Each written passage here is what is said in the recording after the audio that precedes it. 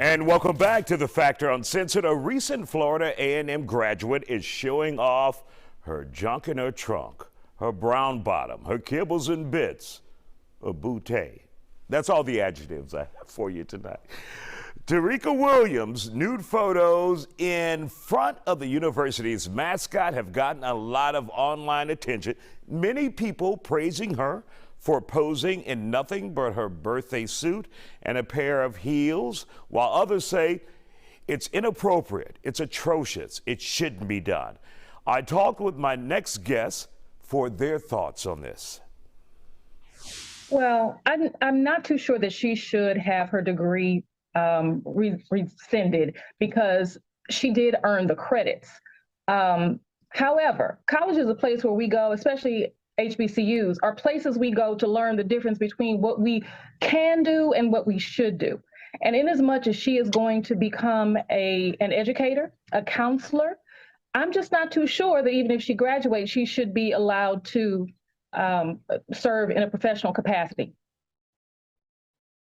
All right, Shanita Smith, let's hear from you. Your thoughts on seeing those photos of her and the message that she had to send to those who saw her post saying, you know, clothes aren't everything. Well, you're right. Clothes aren't everything. But she did have on some Christian Louis Vuitton on. Totally. I'm not going to be into body shaming or anything like that, but she has to recognize the title in which she now holds. You know, she has a master's of education. And the problem with that is you have a master's of education, but whose parent is really going to be okay with you being their counselor? That's a good question. Todd, your thoughts about this? I agree totally with what Ms. Smith and Dr. Marsh said. I mean, teachers have been fired for stuff like this. Teachers have been fired for OnlyFans pages, for stripping. And the fact that she's got a master's degree lets me know she's probably already in education. So educators have to realize that they're role models to kids, you know, and you're teaching kids that that behavior is okay. And when I was teaching, I would let my students know that what you put on social media will live with you forever. So she has to realize that. I mean, I know it got attention and stuff like that. I know body positivity is great, but leave that to the celebrities like Lizzo. And I know Beyonce has some raunchy photos on her album cover. Leave that to people in the entertainment sector. Like the lady said, I wouldn't want my child learning from this lady. And she has to realize that there's, to whom much is given, much is required. If you want to educate the youth, you have to be that example. And it's bad enough that these kids get negative images from the media and from their friends and from the neighborhood. The educator is supposed to be the leader. And I wouldn't want her teaching my children. I wouldn't want her teaching any children. And she has to look at it, was it worth it? Yes, she got attention. And I think this is what this is about. I don't really believe it's about body positivity. I don't know the young lady, but I think it's about attention. I think it's about going viral. I think it's about having likes on social media, because nobody, no educator in their right mind would think that this was a good idea, or people looking about body positivity. They just see an unprofessional lady, somebody who's not mature enough for being a counselor. Now, Dr. Marsh, are we not in the era of new thinkers? Could this be a new thinker? Could this be a new form of educator that's out there that may attract some students who would or otherwise not be interested? Isaiah, there's nothing new about pornography. we are in the throes of a porn culture, and our children's behavior, our young adults' behaviors are indicative of the grapple hold that that kind of industry has on our youth psyche.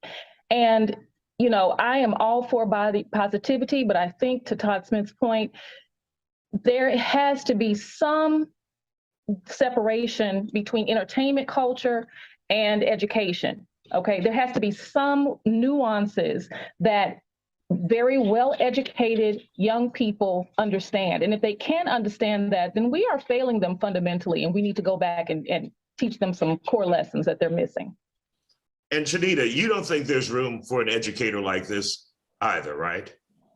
As a former, well, as a current educator, but as a former first grade teacher and the daughter of educators, Absolutely not. As a mother, absolutely not. I don't believe in everyone being a role model, but our educators are our role models to a lot of our children. This is the only positivity that a lot of our children, specifically African-American children, will see. So what is the child thinking about when they're looking at this counselor sitting in the office talking about a problem? Are they really concerned about their problem or the photos that went viral? And she makes a good point, Todd. Would she become a distraction?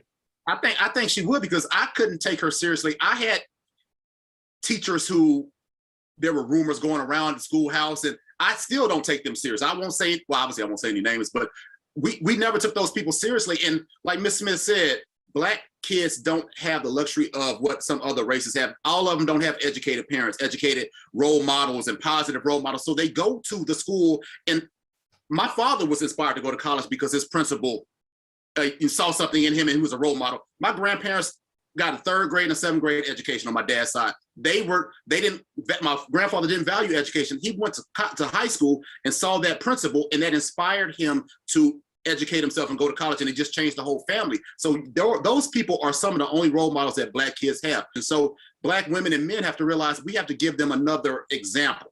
And it's a very serious profession, and we need to take it seriously, and she's not taking it seriously.